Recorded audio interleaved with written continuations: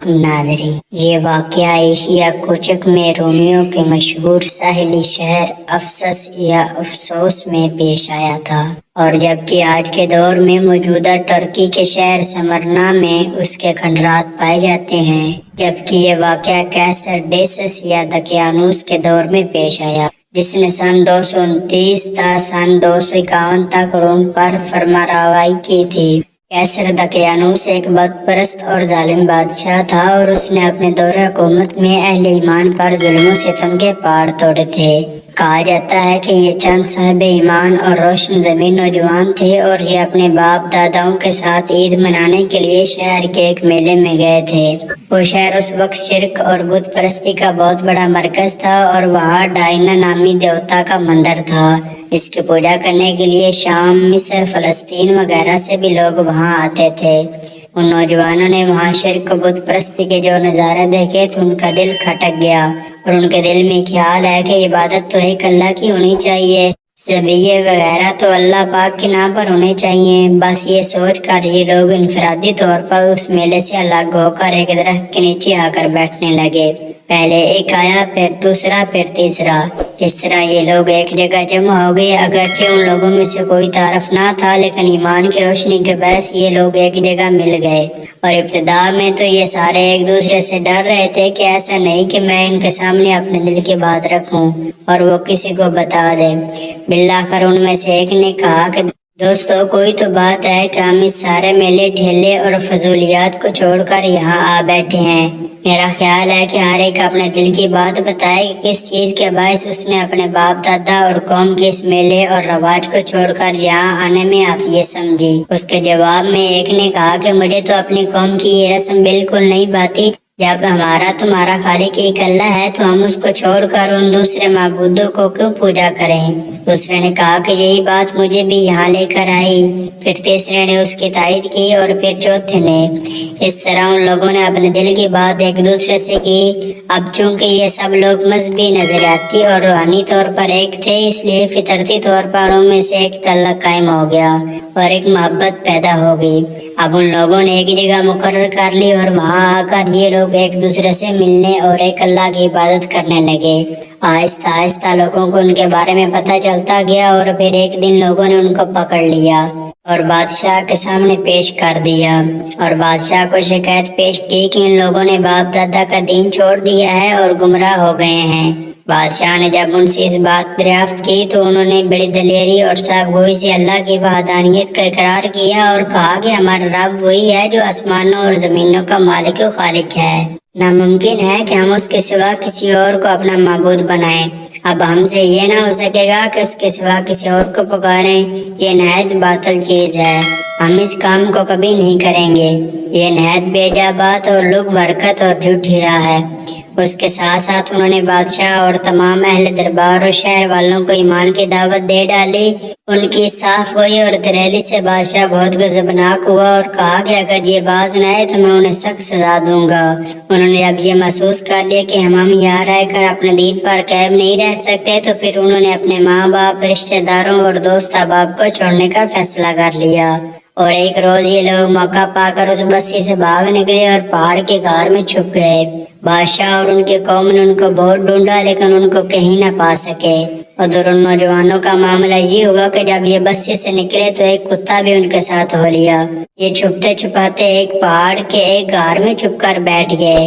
जबकि वो कुत्ता गार के मुंह पर बैठ गया, थकन के बायस वो इस गार में लेट गए और यहाँ अल्लाह ताला ने उन पर एक तवील नींद तारी कर ली।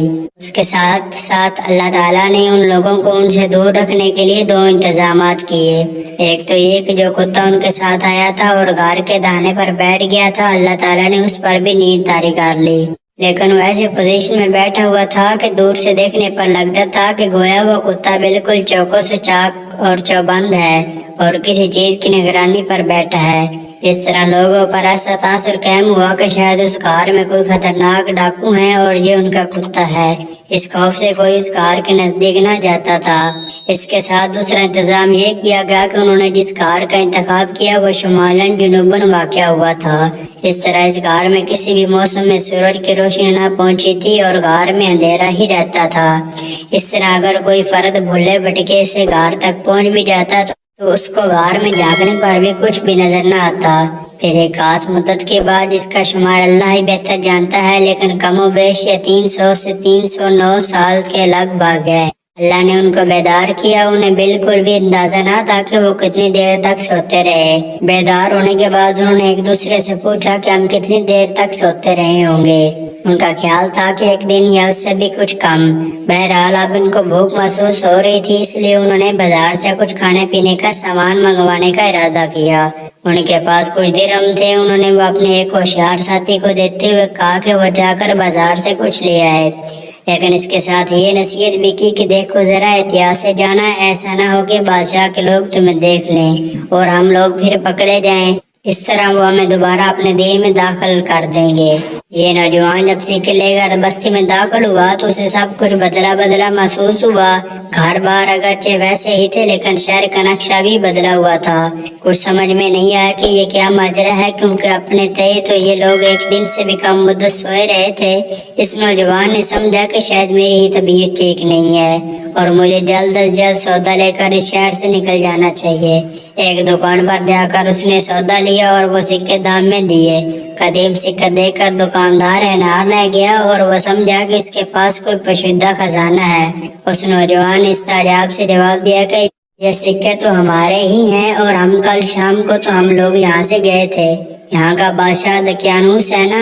ये सुनकर तमाम लोग हंसने लगे और उस नौजवान को पागल समझने लगे कि दकियानूस तो मरे हुए भी सैकड़ों साल गुजर गए।